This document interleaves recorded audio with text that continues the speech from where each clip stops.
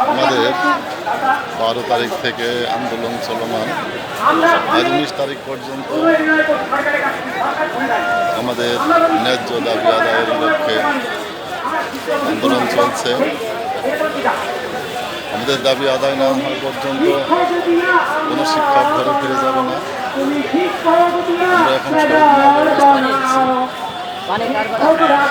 শিক্ষকরা অনশনে আছেন, দেখতে পাচ্ছেন। আপনারা ঘরে বসে না থেকে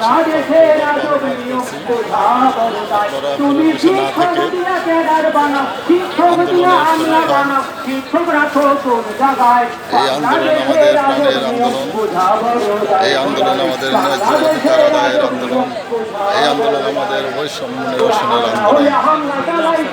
এই আন্দোলন থেকে আমাদের ফিরে যাওয়ার কোনো সুযোগ নাই। এই আন্দোলন থেকে আমাদের কোনোভাবে পিছপা হওয়ার সুযোগ নাই।